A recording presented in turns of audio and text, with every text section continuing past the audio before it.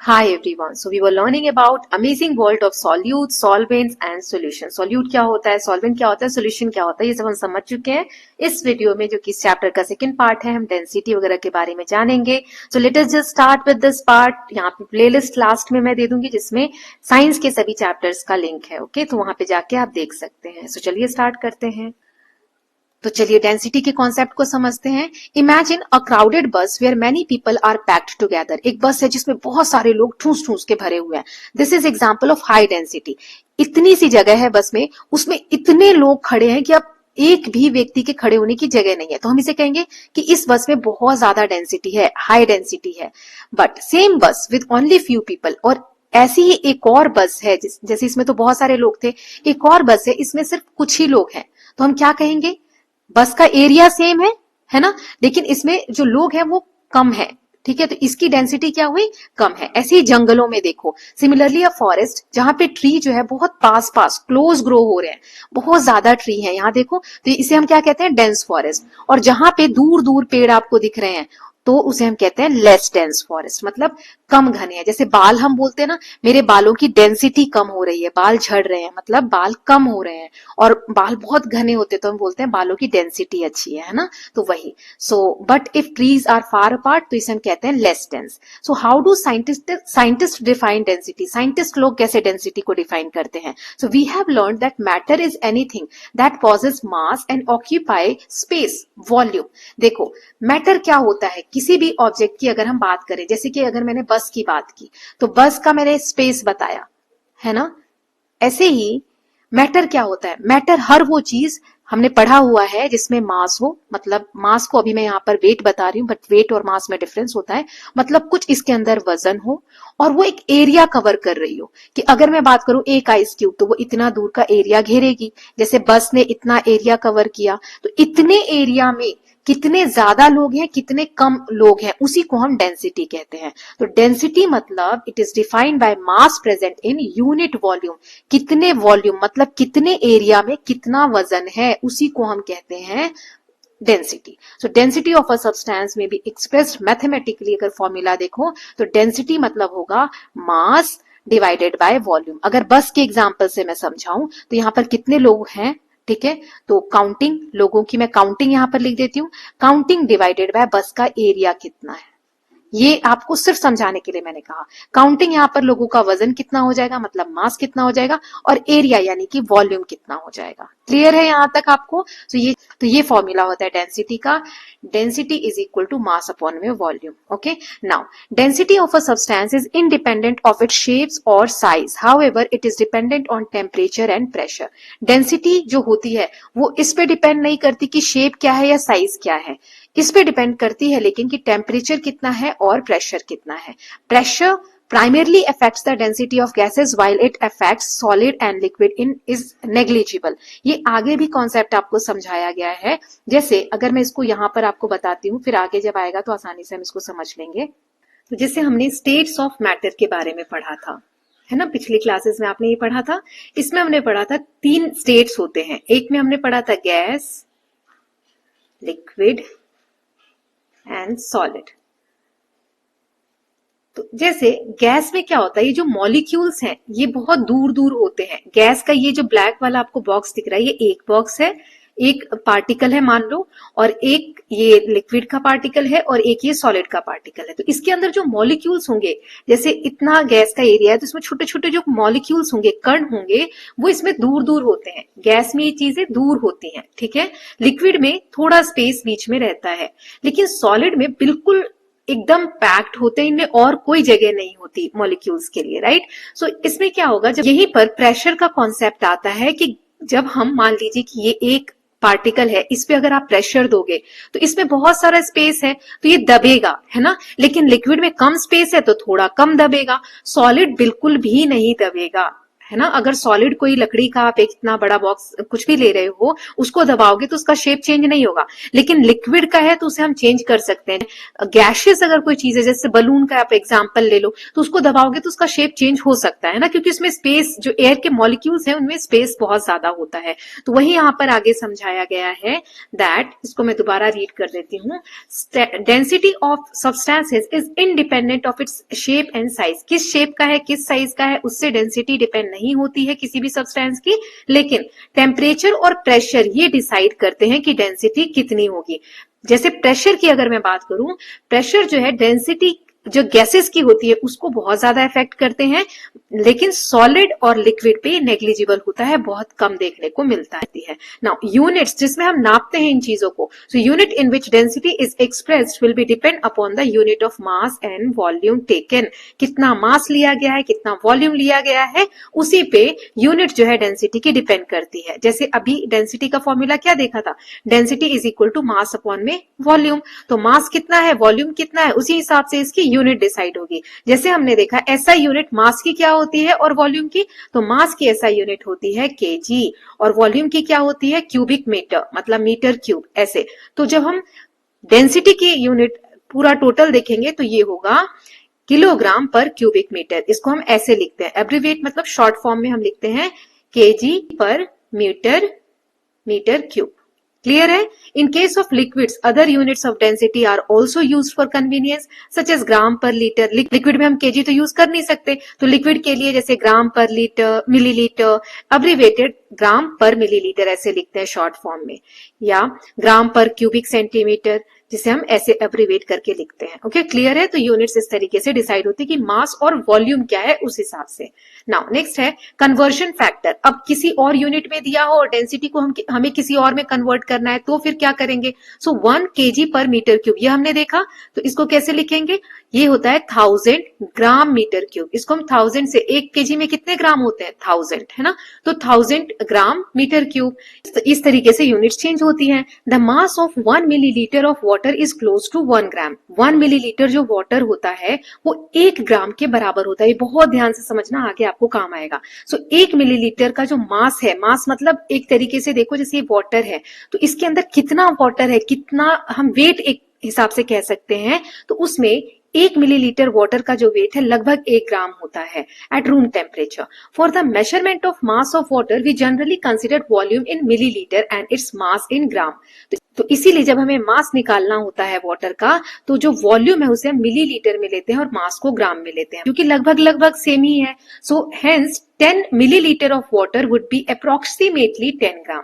10 millilitre अगर water है तो वो अप्रोक्स क्यों लगा रहे हैं, क्योंकि एग्जैक्ट नहीं है, लगभग बोला है यहाँ पर, है ना, तो क्लोज लिखा है, तो ये कितना हो जाएगा, 10 ग्राम के बराबर हो जाएगा। Similarly 100 ml of water 100 gram of water 100 gram के बराबर हो जाएगा। Suppose the mass of an aluminium block, एक एल्यूमिनियम ब्लॉक है, उसका 27 ग्राम अगर मास है और इसका वॉल्यूम दिया हुआ है 10 सेंटीमीटर क्यूब, तो डेंसिटी क्या हो जाएगी, 2.7 ग्राम पर सेंटीमीटर क्यूब। कैसे निकाला ये, तो डेंसिटी का फॉर्मूला क्या होता है, ये 2 हटा देती हूं मैं, density is equal to mass upon में वॉल्यूम।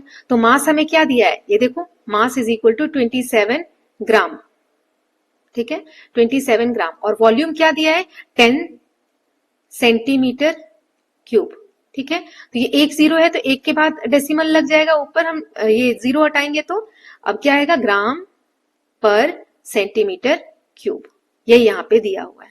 ओके, ये रहा, एक सेकेंड ये मिटा देती हूँ, हाँ, 2.7 ग्राम पर centimetre cube. From this it can be said that aluminium जो है 2.7 टाइम्स डेंसर है वाटर के कंपैरिजन में। मतलब अगर वाटर से हम कंपैरिजन करें तो जो एल्यूमिनियम है वो 2.7 टाइम्स डेंसर है, भारी है। We express this fact by saying that relative density of aluminium with respect to water is 2.7। इसे हम रिलेटिव बोलते हैं। देखो रिलेटिव कब होता है, जब हम किसी से के सापेक्ष, मतलब किसी से कंपैरिजन कर रहे हैं। तो वाटर से यहाँ पर कंपैरिजन कर रहे हो एल्यूमिनियम का, तो हम कह रहे हैं कि एल्यूमिनियम 2.7 टाइम्स ज्यादा भारी है या डेंसर है किसके कंपैरिजन में, वाटर के कंपैरिजन में। तो इसे हम बोलते हैं रिलेटिव डेंसिटी ऑफ एल्यूमिनियम जो है वो वाटर के रेस्पेक्ट में 2.7 है। ओके, सो रिलेटिव डेंसिटी अगर किसी भी सब्सटेंस की निकालनी है वाटर के कंपैरिजन में अगर निकालना है हमें, तो यहाँ पर होता है डेंसिटी ऑफ दैट सब्सटेंस, जो हमें डेंसिटी निकली है वो, divided by density of water at room temperature. Water की क्या डेंसिटी होती है पर रूम टेम्परेचर वो यहाँ पे हम लिख देते हैं। ठीक है, तो ये रिलेटिव डेंसिटी का फॉर्मूला हो गया। नाउ नेक्स्ट देखते हैं डिटर्मिनेशन ऑफ डेंसिटी। डेंसिटी का हम पता कैसे करते हैं। Density of an object can be determined by measuring its mass and volume. उसके अंदर मास कितना है और वॉल्यूम कितना है ये अगर हमें पता हो, क्योंकि डेंसिटी का फॉर्मूला ही है density is equal to mass upon में वॉल्यूम। तो किसी भी चीज का मास कितना है, वॉल्यूम कितना है, इससे हमें डेंसिटी पता चलती है। तो सबसे पहले ये जो मास है ये कैसे मेजर होता है, ये कैसे नापा जाता है। So you learn the term mass in curiosity grade 6। Grade 6 में हमने मास के बारे में पढ़ा था कि mass is the quantity of matter present in any object. ये कोई ऑब्जेक्ट है, इसके अंदर कितना मैटर है, कितनी चीजें हैं मैटर के फॉर्म में, तो उसे हम कहते हैं मास। ठीक है, the instrument used to measure the mass of an object is balance. Balance जो तराजू होता है उससे हम मास नापते हैं, तौलते हैं। You must have seen various type of balance being used by shopkeeper. दुकानों पे अलग अलग तरीके के तराजू देखे होंगे आपने। Here we are using digital weighing balance to measure the mass. यहाँ पर आगे एक्सपेरिमेंट में एक डिजिटली चलने वाला वेइंग बैलेंस आपका यूज किया गया है। You learned in chapter exploring forces that on earth weight and mass are closely related. हमारे अर्थ पे हमने इस वाले चैप्टर में एक्सप्लोरिंग फोर्सेज में पढ़ा था कि अर्थ पे वेट और मास दोनों एक दूसरे से रिलेटेड है। तो अब एक्सपेरिमेंट के थ्रू समझते हैं हम कि you may major the mass by doing the following activity. जैसे इसको स्विच ऑन कर दो, इसके रीडिंग देख लो, 0 होनी चाहिए। अगर 0 नहीं है तो प्रेस करके उसको 0 कर दो। फिर उसके ऊपर ड्राई और क्लीन वॉच ग्लास रखो। ऐसे एक कांच का एक ग्लास का टुकड़ा है वो रखा और बटर पेपर रख दो पेन के ऊपर। ठीक है, note the reading on the digital weighing balance. अब यहाँ पे देखो रीडिंग में क्या चेंज आता है। Reset the digital weighing balance reading to 0 by pressing the tare और reset button on as shown in figure 9.12b। ये वाला जो फिगर है इसमें इस तरीके से रेड वाला जो यहाँ पे बटन होता है पावर बटन वो आप दबा दोगे। Now carefully place the solid object such as stone on the watch glass. अब इस तरीके से स्टोन आपको रखना है। ये आप देख रहे हो हमने ग्लास लिया, अब उसके ऊपर स्टोन आप रख दो। तब देखो उसके बाद क्या दिया है, note the reading display on balance. अब देखो कि कितना रीडिंग आ रहा है, which gives the mass of stone से 16.400 ग्राम। अब मान लो इसको आप देखोगे तो इतना वेट आ रहा है, एग्जाम्पल दिया है। You may use any other type of balance available in your school. यहाँ पे स्टोन और सॉलिड ऑब्जेक्ट आपने लिया, उसको वे किया तो इस तरीके से आया। Now mass of a liquid may be measured by replacing the watch glass with a beaker and pouring the desired amount of liquid into it. मतलब जैसे यहाँ पे ग्लास रखा था उसके ऊपर हमने स्टोन रखा, तो यहाँ पर आप बीकर रख के, बीकर कोई भी बर्तन जार रख के और उसमें आप लिक्विड को रख के और उसका मास चेक कर सकते हो। ओके, नाउ नेक्स्ट देखते हैं। So a step further, as mentioned in chapter 5, the word mass and weight are often used interchangeably in everyday language. हम मास को ही मैंने अभी तक आपको समझाया तो कई बार मैंने वेट भी बोला है ना। मास को हम वेट की तरह ही समझते हैं लेकिन इनमें बहुत डिफरेंस होता है। They have different meaning in science which can sometimes can cause confusion. ये कभी कभी कंफ्यूजन कॉज कर देता है क्योंकि मास वेट जैसा ही होता है लेकिन ये डिफरेंट होता है साइंस के कॉन्सेप्ट में। कैसे, mass is quantity of matter present in an object और सब्सटेंस। कोई भी ऑब्जेक्ट है, कोई भी सब्सटेंस है, उसके अंदर कितने मैटर प्रेजेंट है उसे हम कहते हैं मास। ठीक है, now on the other hand, weight is the force by which earth attracts an object or substance towards itself. अब हमारे अर्थ के ऊपर, ये अर्थ है तो इसके ऊपर कोई भी सामान को, अर्थ की ग्रेविटेशनल पुल होता है, अर्थ जो है अपनी तरफ सामान को खींचती है ना, ग्रेविटेशन हमने पढ़ा था। तो इसमें वो सामान को कितनी स्पीड से या कितनी पावर के साथ अर्थ अपनी तरफ अट्रैक्ट करती है वो होता है वेट। ठीक है, इसीलिए हमारा जो वेट है, यहां पर मान लो 52 kg है मेरा वेट, तो मैं मून पे जाऊंगी तो वहां का ग्रेविटेशनल फोर्स जो है वो कम है, इसीलिए मेरा वेट वहां पर अलग होगा, 52 kg नहीं होगा। लेकिन जो मेरी बॉडी जिन मैटर से मिलकर बनी है उसका वेट वहां पर भी सेम ही होगा। तो मास सेम होगा, लेकिन वेट जो है वो अलग हो सकता है अलग अलग जगह पर। वेट को नापने के लिए हम न्यूटन यूज करते हैं। मोस्ट बैलेंसेस, जो बहुत सारे तराजू हैं, except 2 pan balance like in figure, इस तरीके का जो होता है, इसको छोड़कर बाकी के जो बैलेंसेस होते हैं वो एक्चुअली मेजर वेट, वो वेट हमारा तौलते हैं, लेकिन जो स्केल होता है, जो हमें यूनिट दिखाते हैं कि इतना केजी हुआ या इतना ग्राम हुआ, वो हमें किलोग्राम या ग्राम में दिखाते हैं, जो कि मास की यूनिट होती है। मास को नापने की यूनिट होती है ग्राम और किलोग्राम, और वेट को नापने की यूनिट होती है न्यूटन। लेकिन बहुत से तराजू बैलेंसेस जो हम देखते हैं उसमें तौलते तो वो वेट है, लेकिन जो यूनिट आती है इतने केजी इतने ग्राम, वो मास की आती है। मास को हम ग्राम और किलोग्राम में नापते हैं। ओके, नाउ नेक्स्ट यहाँ दिया हुआ है हाउ टू मेजर वॉल्यूम। अब हमने मास देख लिया, हम क्या देख रहे थे कि डेंसिटी कैसे नापे। तो डेंसिटी को नापने के लिए मास और वॉल्यूम पता होना चाहिए। तो मास को कैसे नापे वो हमने देख लिया, स्केल या बैलेंसेस के थ्रू, ग्राम या किलोग्राम में हम कैसे नापते हैं। अब वॉल्यूम कैसे नापा जाए। Tetra Pak says it contains 200 ml buttermilk छाछ, या आप देख सकते हो इसमें 200 ml buttermilk है। What does that mean? इसका मतलब क्या हुआ कि इसमें 200 ml छाछ है। सो हमने ग्रेड 6 में पढ़ा था कि वॉल्यूम वो चीज होती है, is the space occupied by an object. कितना स्पेस जैसे ऑब्जेक्ट ने कवर किया या स्पेस ऑक्यूपाई किया, उसे हम कहते हैं volume. You also know that SI unit of volume is cubic metre. Volume को नापने की, मास की क्या होती है ग्राम और केजी हमने देखा, और वॉल्यूम को नापने की एसआई यूनिट क्या होती है क्यूबिक मीटर, यानी मीटर क्यूब ऐसे लिखते हैं। इस तरीके से मीटर क्यूब लिखा जाता है। It is the volume of a cube whose each side is 1 metre in length. मतलब ये क्या है, मीटर क्यूब एक ऐसे क्यूब का वॉल्यूम है, हर साइड को लिया गया है। Volume of smaller object is conveniently expressed in decimetre cube. देखो, डेसीमीटर क्यूब में भी हम ऑब्जेक्ट्स की वॉल्यूम को दिखाते हैं। और centimetre cube, centimetre cube 1 centimetre cube is also written as 1 cc।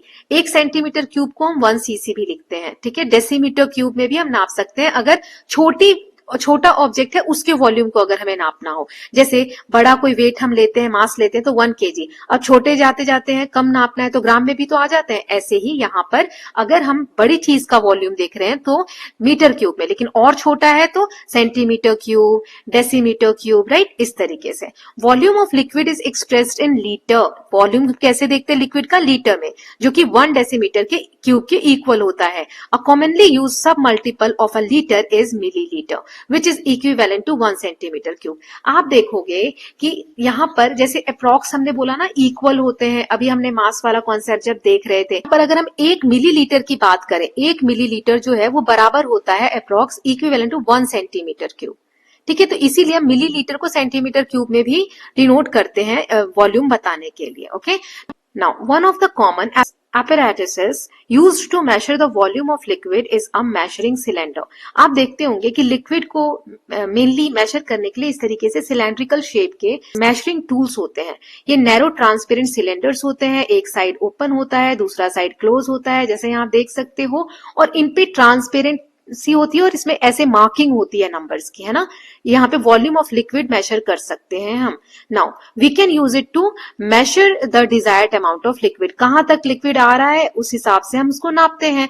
Measuring cylinders are available in different sizes to measure volume. अलग अलग साइज में आपको मिल जाते हैं, 5 ml का, 10 ml का, 25 ml का, 50 ml का, 100 ml का और 250 ml का, इससे भी ज्यादा, है ना। अब ये डिपेंड करता है आपको क्या नापना है। अगर कोई ज्यादा चीजें नापनी है तो हम बड़ा मेजरिंग सिलेंडर लेंगे, और नहीं तो छोटा। How accurately can these measuring cylinders measure. ये कितना फास्ट या कितना स्लो मेजर करते हैं वो हमसे यहाँ पर पूछा जा रहा है। ठीक है, तो लेट अस फाइंड आउट। चलिए देखते हैं। जैसे यहाँ एक एक्टिविटी दी गई है, let us observe and calculate. Chapter 6 जो क्यूरियोसिटी का था, टेम्परेचर एंड इट्स मेजरमेंट, उसमें हमने देखा था थर्मोमीटर कैसे यूज करते हैं और स्मॉलेस्ट रीडिंग कैसे फाइंड आउट करते हैं। अब यही हम सिलेंडर के साथ करेंगे। तो मेजरिंग सिलेंडर लेना है, उसको केयरफुली ऑब्जर्व करना है, ये आपकी बुक में दिया हुआ है। इसमें मैक्सिमम वॉल्यूम कितना मेजर हो सकता है, तो देखो यहाँ पे 100 दिया है मैक्सिमम, तो 100 ml।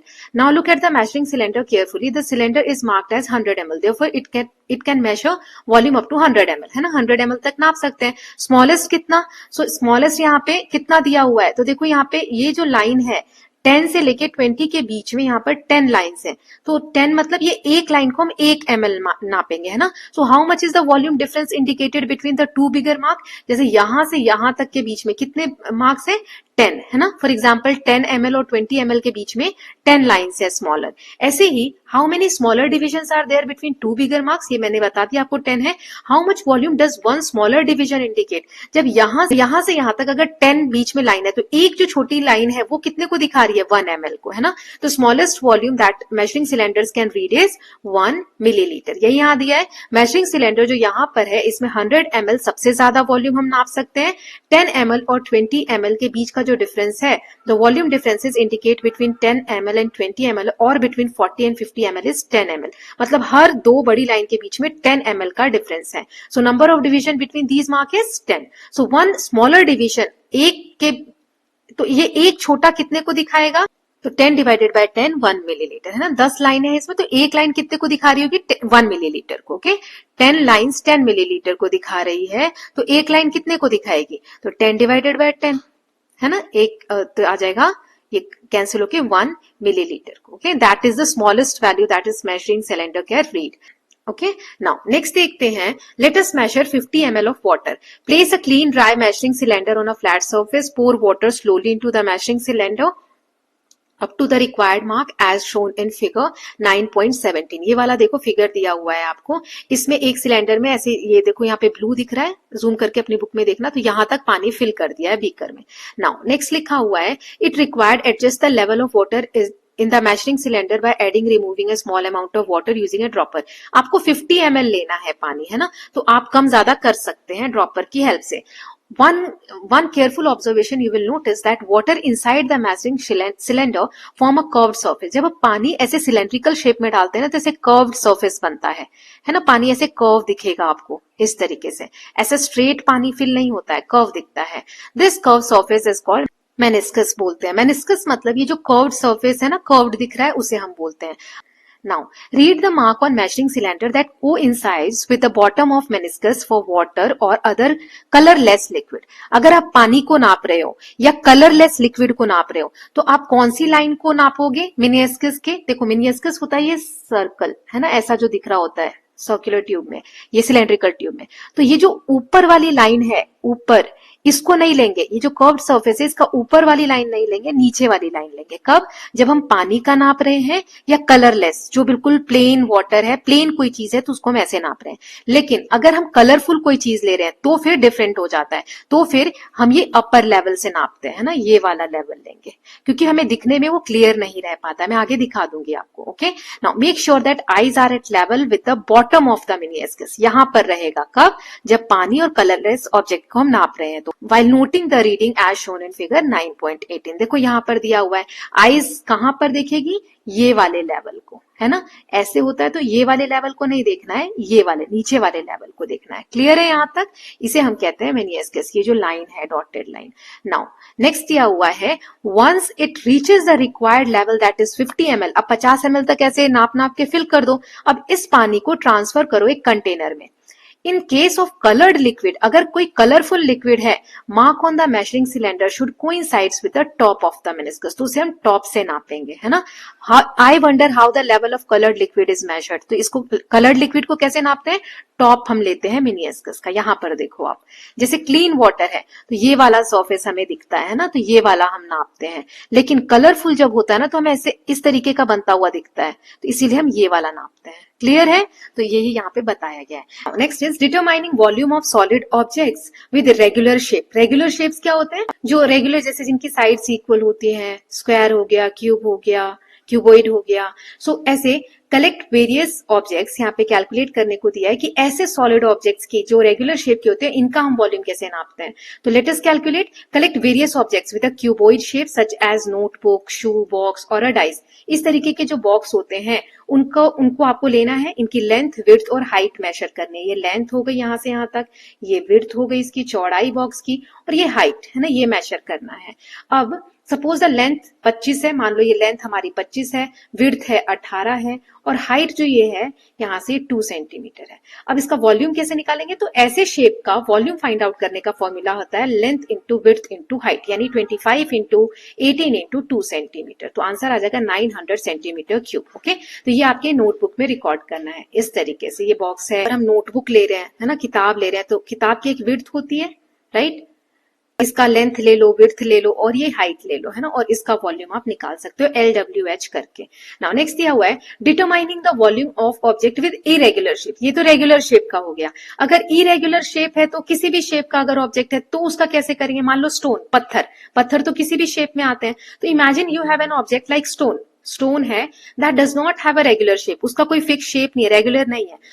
टू कैलकुलेट इस डेंसिटी, ऐसी चीजों का डेंसिटी कैलकुलेट करने के लिए लेंथ, विड्थ और हाइट कहां से आएगी? तो इसका मेन चैलेंज होता है कि इसका वॉल्यूम फाइंड आउट कैसे करें। So let us learn how volume of solid with an irregular shape can be determined. तो ऐसे शेप्स का हम वॉल्यूम कैसे फाइंड आउट करते हैं, तो वो यहाँ पर एक्टिविटी के थ्रू समझाया गया है। चलिए देखते हैं। So let us measure, collect various objects from your surrounding such as stone, metal, keys and so on. ऐसी चीजें ले लो जिनका शेप रेगुलर नहीं है। उसके बाद एक सिलेंडर लो, मेजरिंग सिलेंडर, उसमें पानी भर दो जितना भी आपको चाहिए, जैसे यहाँ पर फिल किया हुआ है, लेट्स से 50 ml इसमें लिया है। तो इनिशियल वॉल्यूम आप ले लो कि इसमें पानी कितना था, पहले 50 ml था। देखो यहाँ पर अगर आप इस फिगर में देखोगे तो यहाँ तक पानी था, है ना। अब उस ऑब्जेक्ट को जिसका आपको वॉल्यूम पता करना है, जैसे यहाँ पत्थर का है तो पत्थर में धागा बांध दो, से अ स्टोन, थ्रेड से इसको बांध दो और स्लोली आप उस सिलेंडर में डाल दो। अब क्या देखोगे, आप क्या नोटिस करोगे, final volume after level rises से 55 ml। यहाँ पर 50 था, अब ये पानी जो है यहाँ पे बढ़ के आ गया है 55। क्यों? 50 और 60 के बीच में, यानी 55 तक बढ़ गया है, तो थोड़ा सा पानी ऊपर आया है। Subtract the initial volume from the final volume after the object is put into the measuring cylinder. तो पहले कितना था? 50, अब कितना आ रहा है? 55। तो 55 में से 50 को माइनस करो, यानी जो 5 ml बचा बढ़ा है पानी, वो क्या है? This is the volume of object. जो सामान आपने पानी में डाला, जैसे कि यहाँ पे स्टोन डाला, तो ये स्टोन का वॉल्यूम है। Okay, I hope it is clear कि जो बढ़ा है पानी, कितना पानी ऊपर उठा होगा? जितना आपने भारी अंदर सामान डाला होगा, राइट। सो वही यहाँ पे दिया हुआ है। ये रिकॉर्ड योर ऑब्जर्वेशन इन 9.2। ऐसे और भी सामान का, ये स्टोन का बताया, तो ऐसे आपको खुद से ऑब्जर्वेशन बताने हैं। जैसे ये देखो, यहाँ पर पानी अभी कम था, अब एक पत्थर डाला, पानी यहाँ तक बढ़ गया, तो यहां से यहां तक का जो पानी का नाप है, उतना ही इस वाले स्टोन का क्या होगा? वॉल्यूम होगा। तो ये टेबल फॉर्म में आपको देना था। जैसे स्टोन का हमें बता दिया 50 ml पानी था पहले, बढ़ के 55 ml हो गया। डिफरेंस निकालेंगे, यानी बी में से ए को माइनस करेंगे तो 5 ml, यानी वॉल्यूम कितना हो जाएगा? सेंटीमीटर क्यूब में हम वॉल्यूम लिखते हैं। तो हमने ये पढ़ा था कि मिलीलीटर और सेंटीमीटर क्यूब ये सेम ही लगभग होते हैं, तो हम सेम उसको लिख सकते हैं ना। तो 5 सेंटीमीटर क्यूब आ गया। ऐसे मेटल की और अनदर की का आपको लेना है। नोट यहाँ दिया है, values of volume are obtain in unit of ml। यहाँ तो हमें ml मिलीलीटर में निकला, which can be written as equivalent unit to centimetre cube. इसे हम सेंटीमीटर क्यूब में भी लिख सकते हैं, अभी हमने पहले पढ़ा भी था।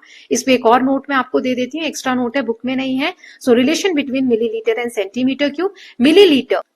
Millilitre and centimetre cube are different names but their values are same. इनकी जो वैल्यूज होती हैं वो सेम होती है। ओके, जैसे रीजन क्या है इसका? मिलीलीटर यूज होता है unit of volume of liquid, liquid की वॉल्यूम को बताने के लिए, और सेंटीमीटर क्यूब जो है सॉलिड्स की वॉल्यूम को बताने के लिए। मैथमेटिकल फैक्ट ये होता है कि 1 मिलीलीटर जो है 1 सेंटीमीटर क्यूब के बराबर होता है। ये मैंने पहले भी करा, एक बार रिवाइज करा दिया। तो बाकी की चीजों का ऐसे ही निकाल लेंगे। जैसे मेटल क्यूब में मान लो 50 ml पानी था, फिर डाला तो 3 ml ऊपर गया, मतलब डिफरेंस कितना आ रहा है? 3 ml। तो इसका वॉल्यूम कितना हो जाएगा चाबी का? 3 सेंटीमीटर क्यूब। ऐसे स्मॉल मार्बल, इरेजर, किसी भी चीज का आप चेक कर सकते हो। Okay, now we have already learn to measure the mass and volume of liquids and solid of different types. हमने लिक्विड सॉलिड्स का देख लिया कैसे मेजर करते हैं, मास भी और वॉल्यूम भी। The quantities can be used to calculate the density of objects और द सब्सटेंस। ऐसे ही फिर हम डेंसिटी कैलकुलेट करते हैं। हम यही तो देख रहे थे कि डेंसिटी कैलकुलेट करने के लिए हमें मास चाहिए, वॉल्यूम चाहिए। अब हमने देख लिया मास और वॉल्यूम कैसे निकालते हैं, तो डेंसिटी कैसे निकालते हैं? मास डिवाइडेड बाय वॉल्यूम। अब यहाँ पे स्टोन का यहाँ पर चेक किया गया है ना, तो स्टोन का हमने वेट देखा था, कितना था जब हमने वेइंग बैलेंस पे देखा था तो 16.400 ग्राम आया। तो यहाँ पर हमने स्टोन का मास चेक कर लिया था, ये वाला आया था, तो यही यहाँ पर लिया गया है। और अभी हमने वॉल्यूम निकाला था स्टोन का, ये वाला, तो कितना आया था यहाँ पर 5 सेंटीमीटर क्यूब, है ना। तो इन दोनों को हम जब डिवाइड करेंगे तो आपका आंसर आ जाएगा, मतलब उस स्टोन का जो डेंसिटी है वो कितना आ जाएगा 3.28 ग्राम पर सेंटीमीटर क्यूब। ये ग्राम और सेंटीमीटर क्यूब, ये कैसे आया, तो 16.400 को 5 से आप डिवाइड कर दो, ठीक है। 5 3 जार 15। अब ये पॉइंट आप काउंट मत करो, सिंपल डिवाइड करो। 16 में से 15 गया 1, ये 4 नीचे उतारा, 5 2 जा 10, यहाँ पे 4 आया, फिर ये 0 उतारा, 5 8 जा 40, है ना। ये कैंसिल हो जाएगा, ये 0 बचा, यहाँ लिख देंगे 3280।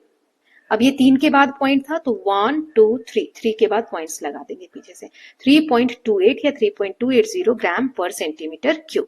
ओके, नाउ लेट अस डिग डीपर। अब हमें अर्थ के बारे में यहाँ पर कुछ दिया हुआ है, लेयर्स ऑफ अर्थ। आपने क्लास 6 में पढ़ा था कि अर्थ की लेयर्स होती हैं, कोर, मेंटल और क्रस्ट, है ना। Did you know that our planet Earth is composed of several layers. Earth में बहुत सारी लेयर्स होती हैं, जैसे crust, upper mantle, lower mantle, outer core, inner core, each with a particular range of density. जैसे बीच में ये कोर है, कोर में भी एक इनर कोर होती है, फिर ये आउटर कोर है, फिर ये इनर मेंटल है, आउटर मेंटल, और सबसे ऊपर जो लेयर है वो है क्रस्ट, है ना। इन सबकी डेंसिटी अलग अलग होती है, इसीलिए जो सबसे डेंसर है, सबसे लाइट वेट है, वो सबसे ऊपर है। जो भारी है, यानी जो सबसे अंदर है, वो क्या है, सबसे हैवी है, सबसे डेंसर है।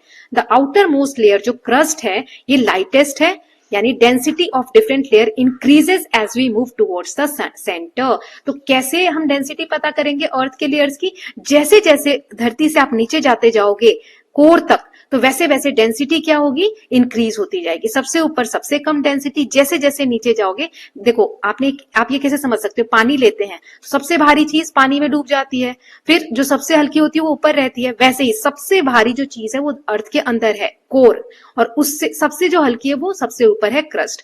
As one moves deeper into the earth, both the pressure and temperature rises significantly, making the material heavier and more compact. जैसे जैसे आप धरती के अंदर जाते हो तो टेम्परेचर और प्रेशर दोनों चीजें बढ़ती चली जाती है। आपको पता है अर्थ के अंदर जो ये कोर है ना, वो लिक्विड फॉर्म में है, ये outer core, outer core liquid form में। आप समझ सकते हो यहाँ कितना टेम्परेचर होगा, कि पिघली हुई अवस्था में वहां पर सारे जो भी मिनरल्स वगैरह हैं वो पाए जाते हैं। ओके, सो जैसे जैसे अर्थ के अंदर जाते हैं टेम्परेचर और प्रेशर इंक्रीज होते जाता है, जिसकी वजह से मटेरियल जो है हैवी हो जाते हैं। क्लियर है यहाँ तक।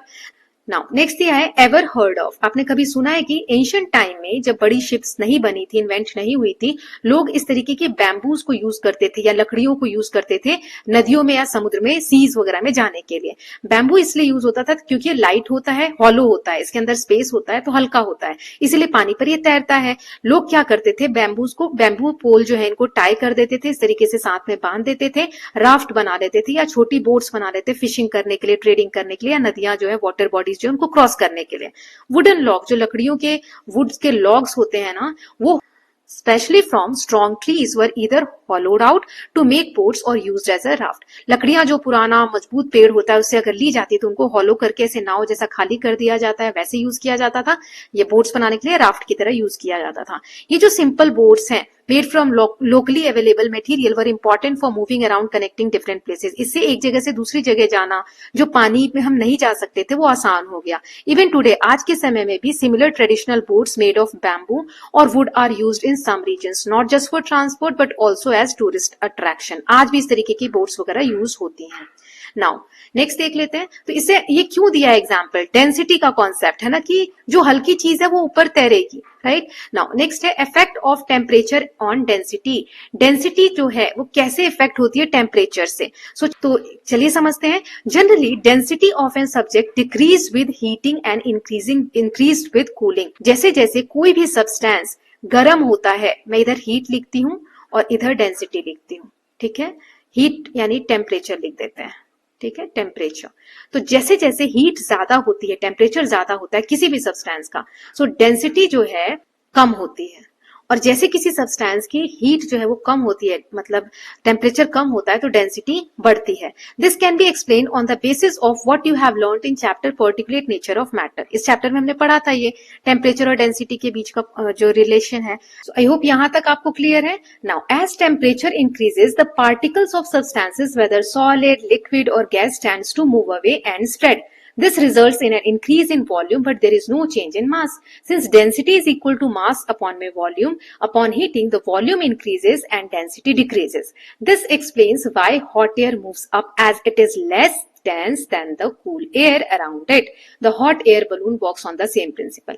ये जो hot air balloon होते हैं, ये हवा में कैसे उड़ते हैं, जो भी अभी मैंने आपको टेम्परेचर और डेंसिटी का कोरिलेशन समझाया, उसके बाद ये क्या लिखा हुआ है, इतना इसको ध्यान से समझिएगा। ब्लैंक स्लाइड्स पे मैं आपको समझाती हूँ। तो मान लीजिए एक बीकर में मैंने पानी लिया, इसमें मॉलिक्यूल्स हैं, वाटर मॉलिक्यूल्स। मान लीजिए टोटल नंबर है इसके 4, ठीक है, 5 ले लेते हैं। 5 वाटर मॉलिक्यूल्स है, वैसे ज्यादा है, यहां तक जितना भी एरिया है इसमें वाटर मॉलिक्यूल्स हैं। तो अभी मैंने कितना बताया, 5 हमने वाटर मॉलिक्यूल्स ले लिए। अब क्या होता है, जब हम इस वाटर को हीट करेंगे, इस बीकर को मैंने हीट करने के लिए रखा, तो अब देखेंगे कि वाटर का जो लेवल है वो बढ़ गया है। ऐसा क्यों होता है? जब वाटर गर्म होने लगता है हीट की वजह से, तो जो 5 मॉलिक्यूल्स थे वो अभी भी 5 ही रहेंगे। मतलब मास क्या होता है कि कितनी चीजों से मिलकर कोई चीज बनी है, कितने मॉलिक्यूल्स प्रेजेंट है ना।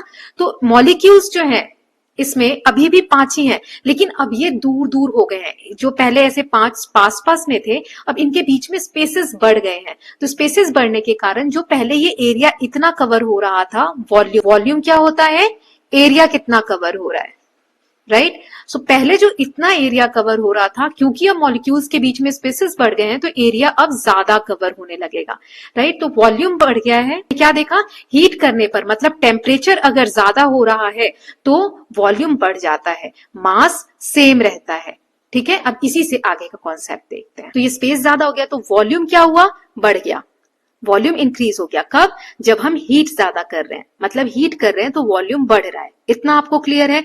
लेकिन मास बढ़ रहा है, घट रहा है क्या? नहीं, मास सेम ही है। अभी पहले भी 6 पार्टिकल्स थे, अभी भी 6 पार्टिकल्स है ना। मास मैंने बताया था क्या होता है, कितनी चीजों से मिलकर कोई भी चीज बनी हुई है, कितने पार्टिकल से मिलकर कोई चीज बनी हुई है। तो 6 पार्टिकल से बनी है, तो मास जो है वो सेम ही रहेगा। क्लियर है? ये हीट कर रहे हैं तब का केस है, यहां तक कोई डाउट नहीं होना चाहिए। तो हीटिंग से मास चेंज नहीं होता है, सिर्फ वॉल्यूम क्या होता है, बढ़ जाता है। तो डेंसिटी का फॉर्मूला क्या है, मास डिवाइडेड बाय वॉल्यूम, यही है। तो जब वॉल्यूम बढ़ेगा और मास सेम रहेगा तो डेंसिटी क्या होगी, कम होगी। जैसे यहां पर एक एग्जांपल हम ले लेते हैं, ठीक है, नंबर से समझ लेते हैं। मान लो कि मास पहले 10 था और वॉल्यूम 2 था, ठीक है। तो 2 से अब इसको डिवाइड करो तो क्या आ रहा है आंसर, 5। अब मास यहां सेम रहने दो, लेकिन वॉल्यूम हम कह रहे हैं कि बढ़ रहा है। यहां देखो वॉल्यूम बढ़ रहा है, अब 2 की जगह यहां पर 5 हो गया वॉल्यूम। तो देखो पहले डेंसिटी क्या आ रही थी, 5 आ रही थी सॉल्व करने पर। अब डेंसिटी कितनी आएगी, 5 1 जा 5, 5 2 जा 10, 2 ही आ रही है। तो डेंसिटी क्या हो रही है, कम हो रही है। क्लियर है ये सारी चीजें? डेंसिटी जो है वो कम होती है, यही यहां पे समझाया गया है। डेंसिटी कम होगी तो वो चीज हल्की हो जाएगी। डेंसिटी क्या होता है कि कितना उसके अंदर वजन है। तो इसी से कुछ रियल लाइफ एग्जांपल्स यहाँ दिए हुए हैं आपको, जैसे हॉट एयर बलून का दिया हुआ है। जैसे हवा अगर गर्म हो रही है तो वो हल्की हो जाएगी, क्योंकि डेंसिटी उसकी क्या हो रही है, कम हो रही है। और सराउंडिंग एयर जैसे ये बलून है, बलून के अंदर की जो एयर है उसको हमने गर्म किया हुआ है, हॉट एयर बोल रहे हैं ना, हॉट एयर है इसके अंदर। तो क्योंकि बलून के आसपास का जो एनवायरमेंट है उसमें एयर कैसी है, कोल्ड है, as compare to air in the balloon. तो बलून में जो एयर है वो गर्म है, इस कारण से बलून क्या है, ऊपर उठेगा इन एयर के कंपैरिजन में, क्योंकि आसपास ठंडा है और ये हॉट एयर है। हॉट एयर हल्की होगी क्योंकि डेंसिटी कम होगी, तो वो ऊपर उठेगी। क्लियर है यहां तक? से अगर इन सबको मैं एक लाइन में समराइज करना चाहूं, हीट से वॉल्यूम बढ़ता है, मास सेम रहता है, तो डेंसिटी क्या होती है, कम होती है, इसीलिए चीज क्या होती है, हल्की होती है। हल्की होने के कारण ऊपर उठती है। मैं यहाँ पे बलून वाले एग्जाम्पल का दे रही हूँ। और राइज होती है, जिसके कारण हॉट एयर बलून जो दिया हुआ है वो ऊपर जाता है सराउंडिंग में। सो यही यहाँ पे समझाया गया था कि जैसे जैसे टेम्परेचर बढ़ता है, पार्टिकल्स जो होते हैं सब्सटेंस में, चाहे सॉलिड हो, लिक्विड हो या गैस हो, वो दूर दूर जाने लगते हैं। तो जब दूर दूर जाते हैं, फैलते हैं, तो उनका जो वॉल्यूम है वो बढ़ जाता है ना, वॉल्यूम इंक्रीज हो जाता है। मास में कोई चेंज नहीं होता है, तो डेंसिटी मास अपॉन में वॉल्यूम होता है, तो हीट होने पर वॉल्यूम इंक्रीज होकर डेंसिटी क्या हो जाती है, कम हो जाती है। एग्जाम्पल से मैंने आपको समझा दिया। ये एक्सप्लेन करता है कि क्यों हॉट एयर जो है वो ऊपर उठता है एनवायरमेंट में, क्योंकि जो आसपास की कूल एयर है उससे वो हल्का हो गया और वो ऊपर उठने लग जाता है।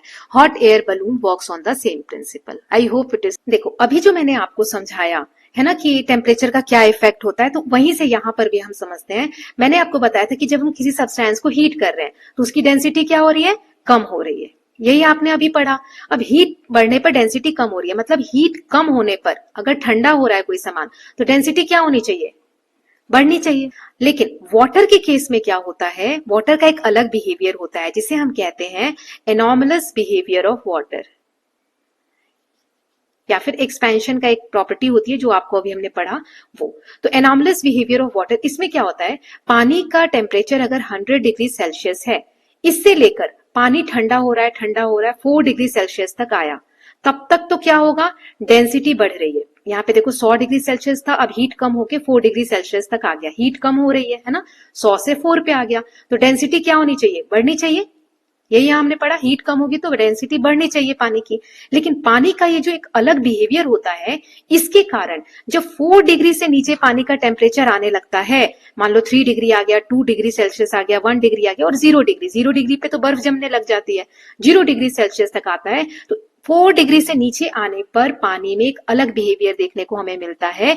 इसमें डेंसिटी बढ़ने की बजाय डेंसिटी क्या होती है, घटने लग जाती है। पानी में स्पेशल केस होता है, ठीक है। 4 डिग्री सेल्सियस के नीचे वाटर बिहेव्स डिफरेंटली।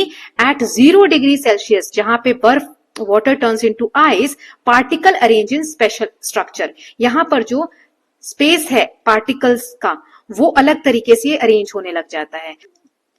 इनका अरेंजमेंट इस तरीके से होता है कि वॉल्यूम जो है वो बढ़ने लग जाता है, एरिया कवर जो है वो बढ़ने लग जाता है, लेकिन मास सेम ही रहता है। वही वाला कॉन्सेप्ट जो हमने हीट वाले में पढ़ा था, वॉल्यूम बढ़ने लगेगा, मास जो है वो सेम रहेगा, तो डेंसिटी क्या होगी, डेंसिटी कम होने लगेगी। वही कॉन्सेप्ट जो हीट में हमने पढ़ा, क्लियर है।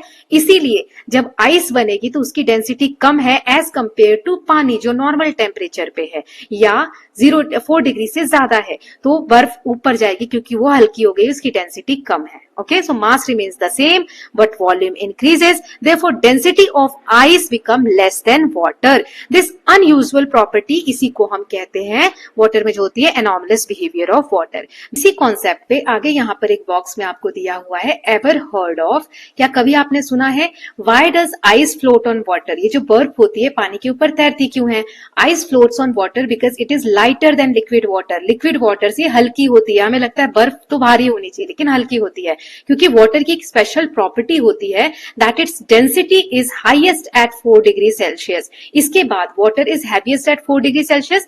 एज द टेम्परेचर ड्रॉप्स, जैसे जैसे टेम्परेचर 4 डिग्री से कम होगा and water turn into ice at 0 degree Celsius, it undergoes change in structure. इसके स्ट्रक्चर में जो पार्टिकल का स्ट्रक्चर है वो चेंज होने लग जाएगा, उनके बीच में जो अरेंजमेंट है उसमें ज्यादा स्पेस आने लगेगा, जिस प्रोसेस को हम एक्सपेंशन बोलते हैं, जिसकी वजह से सेम अमाउंट ऑफ वाटर अब वो ज्यादा वॉल्यूम कवर करेगी। इट्स डेंसिटी डिक्रीजेस, उसकी डेंसिटी क्या हो जाएगी, डिक्रीज होने लगेगी। As a result ice become lighter than liquid water and floats on to its surface. Okay, this is important for animal living in lakes and oceans because ice floats, it form a layer on top keeping the water underneath warm enough for fish and old creatures to survive even in extremely cold weather. Okay, सो इसी कारण जैसे ऊपर बर्फ जम गई है, नीचे तो पानी है, ये पानी जो है थोड़ा गर्म होता है as compare to top layer, जिसकी वजह से यहाँ जो जीव है पानी के अंदर रह रहे हैं, जैसे कि फिश हो गई, अदर क्रिएचर्स हो गए, वो सर्वाइव कर पाते हैं इतनी ठंडी जगह पर। ओके, अब देखते हैं ये हमने देखा कि टेम्परेचर का क्या इफेक्ट पड़ता है डेंसिटी के ऊपर। अब प्रेशर का क्या इम्पैक्ट पड़ता है डेंसिटी के ऊपर। So pressure effects density differently depending on the state of matter. अब लिक्विड है कि सॉलिड है कि गैस है, ये डिपेंड करता है इस पे प्रेशर कितना पड़ेगा, क्योंकि ये वाला मैंने आपको पहले भी समझाया। अगर गैस है तो इसमें स्पेस ज्यादा है तो इस पे प्रेशर हम ज्यादा लगा सकते हैं। लिक्विड में और सॉलिड में उतना ज्यादा नहीं लगेगा, लिक्विड में तो फिर भी लग जाएगा, सॉलिड में तो बिल्कुल भी नहीं लगेगा। वही यहां समझाया गया है। For gases increasing pressure cause the particles to move closer. अब गैस में पार्टिकल्स इतनी दूर दूर है, अगर मैं इसको दबाऊंगी तो ये पार्टिकल्स क्या होंगे, एक दूसरे के पास बिल्कुल पास आने लग जाएंगे, इसीलिए वॉल्यूम जो है गैस की डिक्रीज हो जाएगी। तो पहले जो ये 3 पार्टिकल्स इतने बड़े एरिया में फैले हुए थे, अब ये छोटे से एरिया में आ जाएंगे। तो वॉल्यूम तो एरिया ही बताता ना कितना एरिया कवर कर रहा है, तो वॉल्यूम जो है वो इसकी कम हो जाएगी। गैस में प्रेशर जब इंक्रीज होगा तो वॉल्यूम डिक्रीज हो जाएगा। आई hope it is clear. In case of liquid, liquid में प्रेशर जब लगाएंगे तो स्मॉल इफेक्ट होगा, थोड़ा ही इफेक्ट होगा। मान लो इतने बड़े एरिया में लिक्विड में ये 4 पार्टिकल्स थे, तो अब ये इतना डिफरेंस नहीं दिखेगा, आपको थोड़ा सा डिफरेंस दिखेगा, इससे थोड़ा छोटा हो जाएगा, है ना, negligible, because they are nearly incompressible. We have learnt in chapter particulate nature of matter that particles in solid में तो बहुत पास पास होते हैं मैटर particles जो होते हैं। So how is density of solid affect when pressure is applied? So solid are even less affected by pressure. Solid में बहुत कम effect पड़ता है than liquid के भी comparison में, and changes in their density are usually negligible, और इनके जो changes हैं वो बहुत negligible होते हैं, बिल्कुल दिखते ही नहीं है। Okay, so now think like a scientist. Take a glass tumbler and fill it with tap water. एक ग्लास टम्बलर इस तरीके से लीजिए, उसको नल में से नॉर्मल पानी लेके भर लीजिए। अब उसमें एक कच्चा अंडा डालना है आपको, और वाटर में क्या चेंजेस होंगे वो ऑब्जर्व करना है। आप देखोगे कि एग जो है वो सिंक हो गया, डूब गया। What changes can you make to this set up to make the egg float in water instead of sinking? आप इसमें क्या चेंज कर सकते हो, जब जो भी अभी तक पढ़ा है उसमें से क्या दिमाग लगाओ, क्या चेंज करोगे कि एग जो है फ्लोट होने लग जाए। In this chapter you have learned the concept of density, how it explains partially why some objects float while others sink. अब ये अंडा इसके अंदर डूब रहा है, मतलब अंडे की जो डेंसिटी है वो ज्यादा है पानी के कंपैरिजन में। तो पानी को अगर मैं ज्यादा डेंसर बना दूं तो ये अंडा ऊपर फ्लोट होने लगेगा। तो पानी को डेंसर बनाने के लिए इसमें हम कुछ ऐड कर देंगे, तो एग जो अभी डूब रहा है वो क्या होने लग जाएगा, फ्लोट होने लग जाएगा। तो पानी को डेंसर बनाने के लिए हम क्या करेंगे, सॉल्ट ऐड कर दो, कि सॉल्ट ऐड करते जाओ वो ज्यादा डेंसर हो जाएगा, है ना। क्योंकि जैसे पहले नॉर्मल पानी था तो उसके मान लो इतने पार्टिकल्स थे, अब उसमें हम सॉल्ट और ऐड कर रहे हैं, है ना, तो उसमें सॉल्ट के कण भी घुलते जा रहे हैं, राइट। तो इससे क्या होगा, पानी इतना ही दिख रहा है आपको, लेकिन उसके जो कण है वो और ज्यादा बढ़ गए हैं, तो डेंसर हो गया, भारी हो गया, तो एग क्या होगा, फ्लोट होने लग जाएगा। ओके, सो यही कॉन्सेप्ट यहाँ पे दिया हुआ था। सो इसके साथ हमने चैप्टर खत्म कर लिया। लास्ट में स्नैपशॉट समरी दी गई है। Solution is said to be formed when 2 या 2 से ज्यादा सब्सटेंसेस को मिक्स करते हैं तो सोल्यूशन बनता है, और दोनों अगर अच्छे से मिक्स हो जाए तो उन्हें यूनिफॉर्म मिक्सचर कहते हैं। अगर सोल्यूशन फॉर्म हो रहा है bye dissolving a solid into liquid, तो सॉलिड कंपोनेंट को हम सोल्यूट कहते हैं, लिक्विड को हम सॉल्वेंट कहते हैं। अगर 2 लिक्विड को मिलाया गया है तो जो लिक्विड कम मात्रा में होगा वो सॉल्यूट होगा, जो ज्यादा होगा उसे हम सॉल्वेंट कहते हैं। एयर भी एक मिक्सचर है, या एयर भी एक सॉल्यूशन है जिसमें नाइट्रोजन ज्यादा मात्रा में है तो वो सॉल्वेंट है, और ऑक्सीजन, आर्गन, कार्बन डाइऑक्साइड जो अदर गैसेस हैं उन्हें हम सॉल्यूट्स कहते हैं। Solution in which the maximum amount of solute has been dissolved and no more of it can be dissolved at that temperature is called saturated solution. ऐसे solution जिसमें कि अब और कुछ हम सॉल्यूट डिसॉल्व नहीं कर सकते उन्हें हम कहते हैं सैचुरेटेड, और सॉल्यूशन जिसमें कि अभी दिए हुए टेम्परेचर पे और चीजें डिसॉल्व हो सकती हैं उसे हम अनसैचुरेटेड सॉल्यूशन कहते हैं। देन सॉल्युबिलिटी क्या होती है, किसी भी दिए हुए सॉल्वेंट में हम कितना ज्यादा सॉल्यूट को मिक्स कर सकते हैं उसे हम कहते हैं सॉल्युबिलिटी। जनरली लिक्विड में solubility of solid increases and that of gases decreases with an increase in temperature. ये सारी चीजें मैंने बताई हैं कि जैसे चाय वगैरह को हम गर्म कर रहे हैं, लिक्विड है तो उसमें सॉल्युबिलिटी और चीनी आप मिला रहे हो तो बढ़ती जाती है उसकी solubility. Amount of matter present in an object is called mass. Mass मतलब किसी भी ऑब्जेक्ट में कितने मैटर प्रेजेंट है उसे हम मास कहते हैं। स्पेस कितना ऑक्यूपाई कर रहा है ये ऑब्जेक्ट, इसे हम वॉल्यूम कहते हैं। And devices used to measure mass and volume, mass और वॉल्यूम को नापने के लिए weighing balance and measuring cylinders use होते हैं। मतलब मास को नापने के लिए वेइंग बैलेंस और वॉल्यूम को नापने के लिए मेजरिंग सिलेंडर्स यूज होते हैं। Mass per unit volume of a substance एक यूनिट वॉल्यूम पे कितना मास है उसको हम नापने के लिए डेंसिटी का यूज करते हैं। Density is equal to mass upon में वॉल्यूम। जनरली डेंसिटी जो है डिक्रीज होती है टेम्परेचर इंक्रीज होने के साथ साथ and pressure affects density differently depending on the state of matter.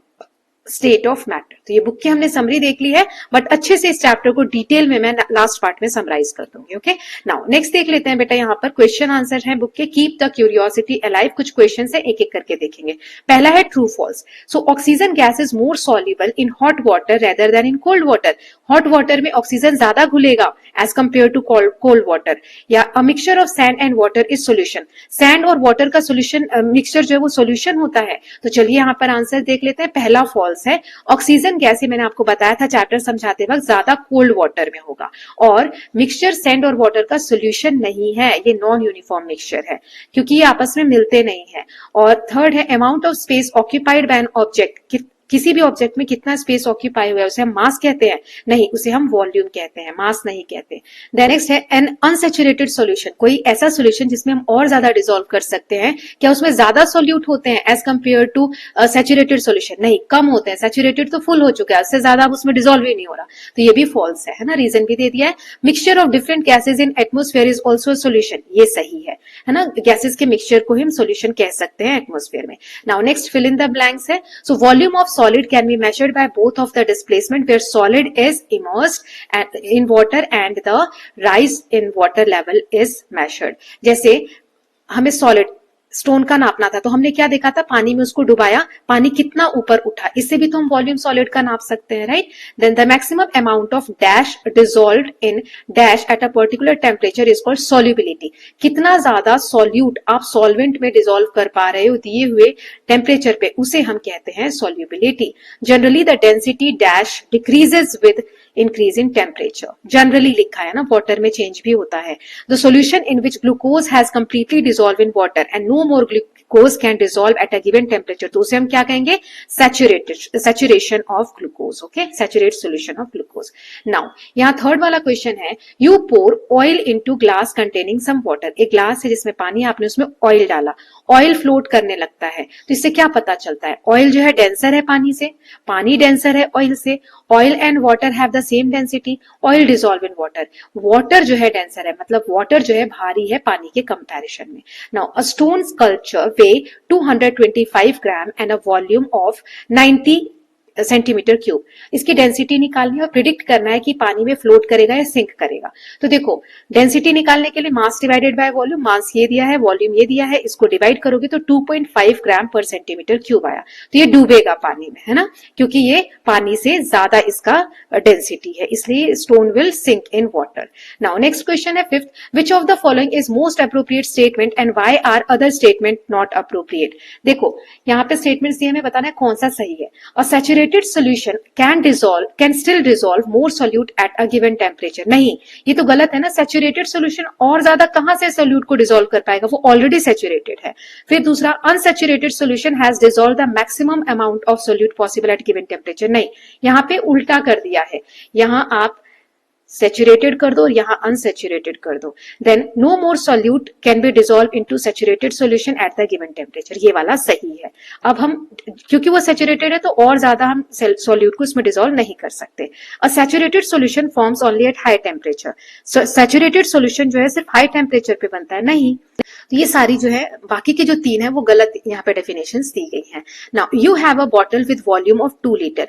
2 litre volume की एक आपके पास बॉटल है, उसमें आपने 500 ml वाटर डाला। How much more water can bottle hold, और कितना उसमें आ सकता है पानी। सो बॉटल की कैपेसिटी 2 लीटर है, आपने उसमें 500 मिलीलीटर डाला। अब मिलीलीटर को लीटर में कन्वर्ट करने के लिए हम क्या करेंगे, मिलीलीटर को लीटर में कन्वर्ट करना है तो 1000 से यहाँ पर डिवाइड कर देंगे। ये 0 से 0 कैंसिल, 0 से 0 कैंसिल, एक 0 बचा, यानी एक के बाद पॉइंट लगाओ, तो 0.5 लीटर, यानी कि 0.5 लीटर पानी अभी हमने उसमें डाला है, तो कितना और डाल सकते हैं, तो 2 में से 0.5 को माइनस कर दो, यानी 1.5 लीटर अभी और डाल सकते हैं। देन नेक्स्ट है, an object has a mass of 400 ग्राम। एक ऑब्जेक्ट है जिसका मास यहाँ दिया है 400 ग्राम, वॉल्यूम दिया हुआ है 40 सेंटीमीटर क्यूब, डेंसिटी निकालना है। तो density mass divided by volume, तो ये वैल्यू रख दोगे और निकालोगे तो 10 ग्राम पर सेंटीमीटर क्यूब आएगा। देन एनालिसिस, यहाँ पे दो इमेजेस दी गई हैं ए एंड बी। जब संतरे को बिना छीले आप पानी में डालोगे अनपील्ड को, तो ये फ्लोट होता है, तैरता है, लेकिन जब पील कर दोगे, छील दोगे, तो वो डूब जाता है। ऐसा क्यों? क्योंकि जो अनपील्ड होता है ना, इस छिलके के अंदर जो स्पेस है संतरे और छिलके के बीच में, उसमें एयर फिल होती है। Unpeeled orange floats because its overall density, इसकी जो ओवरऑल डेंसिटी है वो कम हो जाती है पानी से, क्योंकि एयर स्पेसेस होते हैं छिलके के बीच में। Peeled oranges sink because its density become greater than water. अभी जो पील्ड है इसमें बीच में कहीं कोई स्पेस नहीं है, तो ये भारी हो जाता है पानी के कंपैरिजन में। Now next question is, object A has a mass of 200 ग्राम और वॉल्यूम ये है। एक ऑब्जेक्ट है ए, उसका मास है 200 ग्राम, वॉल्यूम है 40 सेंटीमीटर क्यूब। बी ऑब्जेक्ट है, उसका मास है 240 ग्राम और वॉल्यूम है 60 सेंटीमीटर क्यूब। तो कौन सा ऑब्जेक्ट डेंसर होगा? तो डेंसिटी निकाल लो, density mass divided by volume यानी 5 ग्राम पर सेंटीमीटर क्यूब, और यहाँ पर 240 को 60 से डिवाइड करोगे 4 ग्राम पर सेंटीमीटर क्यूब। तो किसका ज्यादा आ रहा है? ए का, तो ए हमारा डेंसर है। ठीक है। Now question number 10, Reema has a piece of modelling clay. Modelling clay है रीमा के पास 120 ग्राम। उसने एक मोल्ड लिया और उसमें एक कॉम्पैक्ट क्यूब बनाया जिसका वॉल्यूम है 60 centimetre cube. Later she flatten it into thin sheet, predict what will happen to its density. तो अब उसने एक क्यूब शेप में इसको डाल दिया, अब इस क्यूब को उसने फिर से फ्लैट कर दिया, तो आपको क्या लगता है डेंसिटी में क्या चेंज आया होगा? तो मास तो सेम ही रहेगा, जितनी मिट्टी इसमें थी 120 ग्राम उतनी ही इसमें भी है 120 ग्राम। वॉल्यूम चेंज हो जाएगा लेकिन मास सेम ही रहेगा। सो density will remain the same because density does not depend on shape. हमने पढ़ा था डेंसिटी शेप और साइज पे डिपेंड नहीं करती है, टेम्परेचर और प्रेशर पे डिपेंड करती है। नाउ नेक्स्ट देख लेते हैं, ब्लॉक ऑफ आयरन हैज मास इतना, डेंसिटी इतना, तो वॉल्यूम निकालना है। तो डेंसिटी का फॉर्मूला क्या होता है? मास डिवाइडेड बाय वॉल्यूम। ओके, तो वैल्यू रख दो। डेंसिटी हमें दी है 7.9 इज इक्वल टू मास हमें दिया है 600 और वॉल्यूम यहाँ नीचे, तो क्रॉस मल्टीप्लाई, वॉल्यूम का इसके साथ मल्टीप्लाई करो, 7.9 into V volume is equal to 600। Volume को v लिया है, हमें वॉल्यूम फाइंड आउट करना था, और 600 को 1 से मल्टीप्लाई करोगे तो 600 आएगा। अब ये मल्टीप्लाई में तो इस साइड जाएगा तो डिवाइड में आ जाएगा, 600 डिवाइडेड बाय 7.9। ठीक है, तो इसको डिवाइड करोगे तो आंसर ये आ जाएगा अप्रोक्सीमेटली। पॉइंट के बाद आप 1-2 डिजिट तक डिवाइड कर सकते हो। नाउ 12th क्वेश्चन है, you are provided with an experimental setup. आपको इस तरीके से सेटअप दिया हुआ है ए और बी में, on keeping the test tube B in a beaker containing hot water. ये एक बीकर है, हॉट वाटर, इसमें गर्म पानी है, इसमें ये रखा हुआ है, यही चेंज है दोनों में। इसका टेम्परेचर 70 डिग्री सेल्सियस है पानी का। Water level in the glass tube rises. तो इस ट्यूब में जो पानी है उसका वाटर लेवल बढ़ रहा है, तो how does it affect the density? Density कैसे इफेक्ट होगी? वही वाला कॉन्सेप्ट याद करो, जब टेस्ट ट्यूब को हॉट वाटर में रखेंगे तो लिक्विड का जो मॉलिक्यूल्स है वो क्या होंगे? एक्सपैंड होंगे, है ना। तो जो पानी अभी यहां तक था, क्योंकि अब ये गर्म हो रहा है तो अब उसके जो एरिया है वो ज्यादा दूर में कवर करेगा वही मॉलिक्यूल्स, है ना। सो वॉल्यूम इंक्रीजेस लेकिन मास सेम रहेगा, तो डेंसिटी क्या होगी? डिक्रीज होगी। क्लियर है? ये वही कॉन्सेप्ट है जो आपको मैंने समझाया था। Now next is discover, design and debate. Now यहाँ पर आपको एक प्रोजेक्ट वर्क दिया है डेड सी के ऊपर। Why is there no aquatic life in Dead Sea? Dead Sea world में एक सी है जिसमें कोई एक्वेटिक लाइफ नहीं है, मतलब कोई जीव जंतु उसमें नहीं रहते हैं। पता करना है ऐसी सिमिलर वाटर बॉडीज के बारे में। Then investigate how well common salt dissolve in different solvents such as water, vinegar and oil. Compare solubility of salt in each solvent. आपको ऑब्जर्वेशन रिकॉर्ड करने हैं। तो जैसे कुछ आंसर अगर मैं दूं कि कोई लाइफ क्यों नहीं है डेड सी में? डेड सी में बहुत ज्यादा सॉल्ट कंटेंट है, इतना ज्यादा सॉल्ट कंटेंट है कि अगर आप उसमें, जैसे पानी में हम जाते हैं, अगर हमें तैरना नहीं आता तो हम डूबने लगते हैं ना, लेकिन वहां आप डूबोगे नहीं, आपकी डेंसिटी उस पानी से बहुत हल्की होगी, which most living organism can not tolerate, इतना ज्यादा उसमें नमक है। ऐसी ही similar water bodies Great Salt Lake है, लेक असल है। सॉल्युबिलिटी, जैसे सॉल्ट को आप अलग अलग सॉल्वेंट में, पानी में डालोगे तो अच्छे से डिसॉल्व हो जाएगा, विनेगर में थोड़ा सा डिसॉल्व होगा, ऑयल में सॉल्ट जो है डिसॉल्व नहीं होगा। Okay, now is water truly the most versatile solvent? Yes, water अच्छे से डिसॉल्व करता है बहुत सारे सब्सटेंसेस को then any other common liquid. जैसे ऑयल में अभी हमने देखा कि नमक जो है वो नहीं घुलता है। ओके, नाउ लास्ट में यहाँ पर आपको एक हेरिटेज धरोहर के बारे में बताया है। निंगल एक विलेज है मणिपुर के थौबल डिस्ट्रिक्ट में। ये ऐसी जगह है जहाँ पे सॉल्ट को अभी भी प्रोक्योर किया जाता है ट्रेडिशनल मेथड के द्वारा। इस गांव में कुछ सॉल्ट वेल्स हैं, कुएं हैं, और एक तो ऐसा है one of which is lined with 100 year old tree trunk. एक 100 साल पुराने पेड़ की ट्रंक को रखा गया है, उसमें से ग्राउंड से सॉल्टी वाटर को निकाला जाता है। फैमिलीज की कुछ औरतें मिलती हैं, उनको सेक्रेड प्रैक्टिस, एक पवित्र प्रैक्टिस की तरह उस सॉल्ट को कलेक्ट करती हैं, सॉल्ट सोल्यूशन को, उसे बॉईल करती हैं मेटल पैन्स में लकड़ी की मदद से आग जलाकर, और फिर जब पानी इवेपोरेट होता है तो सॉल्ट के क्रिस्टल फॉर्म्स जो होते हैं वो बचा लेती हैं। उसके बाद उसको शेप देती हैं सॉल्ट केक के फॉर्म में, बनाना लीफ के ऊपर रख के हैंडमेड टूल्स की मदद से। फिर ये जो केक्स है इन्हें रैप करके रख दिया जाता है, ट्रेडिशनल क्लॉथ होता है जिसे फैनिक कहते हैं, ताकि उन्हें प्रोटेक्ट करके रखा जाए। ये जो सॉल्ट केक्स है ऐसा माना जाता है कि इसमें बहुत सारी औषधीय गुण भी है, मेडिसिनल वैल्यूज भी हैं।